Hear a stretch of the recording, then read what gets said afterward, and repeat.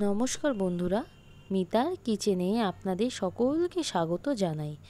আজকের রেসিপি হলো একদম দোকানের মতো ভেজিটেবিল চপ, যা আপনারা খুব সহজেই বাড়িতে বানিয়ে নিতে পারবেন। চলুন রেসিপিটি দেখে নিই। এই চপটি তৈরির জন্য এবার আমি সবার প্রথমে একটি ভাজা মশলা তৈরি করব, যার জন্য 3 চামচ মতো ধনে, 3 চামচ জিরে আর 3টে মতো শুকনো লঙ্কা নিয়ে ভালো করে এভাবে শুকনো খোলায় বেশ কিছুক্ষণ নাড়াচাড়া করে ভেজে নেব। মশলাটি আমার একদম ভাজা হয়ে গেছে। এবার আমি একটি মিক্সারে দিয়ে এটিকে ভালো করে পেস্ট করে নেব। আপনারা চাইলে শিলনোড়াতেও বেটে নিতে পারেন। দেখুন মশলাটি গুঁড়ো হয়ে গেছে।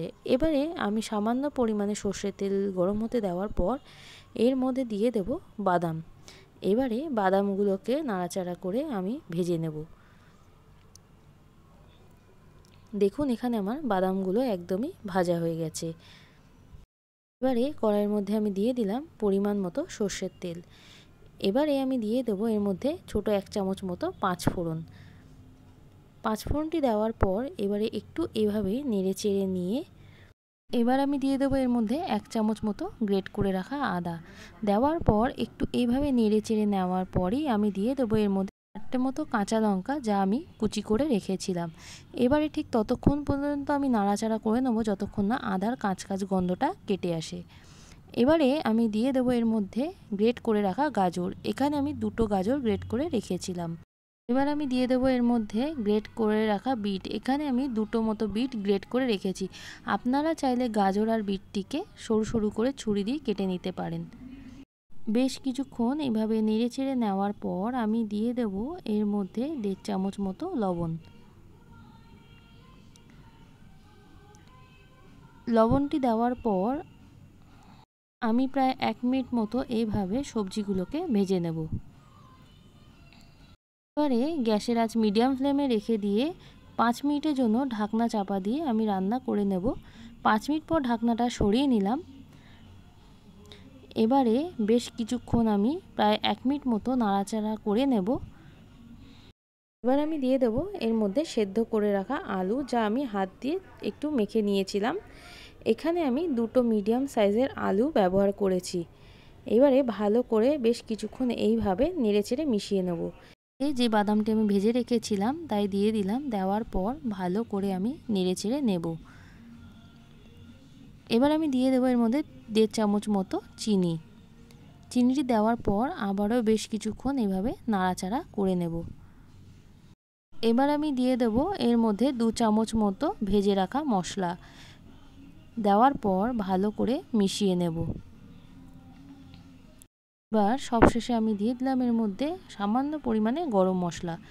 গরম মশলাটি দিয়ে একটু এইভাবে মিশিয়ে নেওয়ার পর আমি গ্যাসের আঁচ বন্ধ করে এই পুরটিকে নামিয়ে নেব আর এই পুরটিকে একটু ঠান্ডা হতে দেব।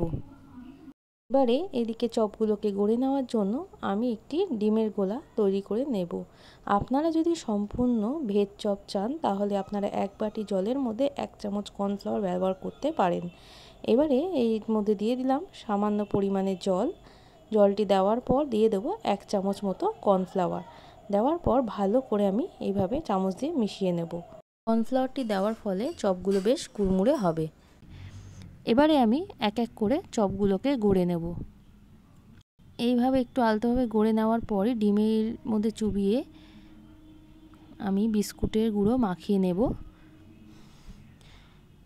বিস্কুটের গুঁড়োটি মাখিয়ে নেওয়ার পর আমি আরেকবার ডিমের গোলার মধ্যে চুবিয়ে নিলাম চপটি, যাতে বেশ কুড়মুড়ে খেতে হয় আর লেয়ারটা মোটা হয়।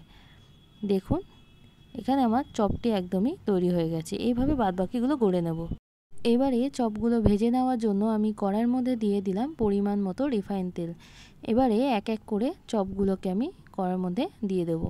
প্রথমে চপগুলোকে কড়াইতে দেওয়ার পর যখন ভাজবেন তখন কিন্তু গ্যাসের আঁচ মিডিয়ামই রাখবেন।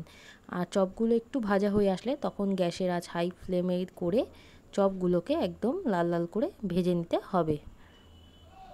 এখানে আমার চপগুলো একদম ভাজা হয়ে গেছে। এবার এক এক করে কড়াই থেকে আমি তুলে নেব।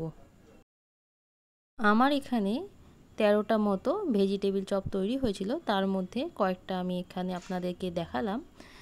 আপনারা চাইলে বাড়িতে ভেজিটেবিল চপের এই রেসিপিটি একবার হলেও তৈরি করে দেখতে পারেন। আশা করি আপনাদের ভালো লাগবে।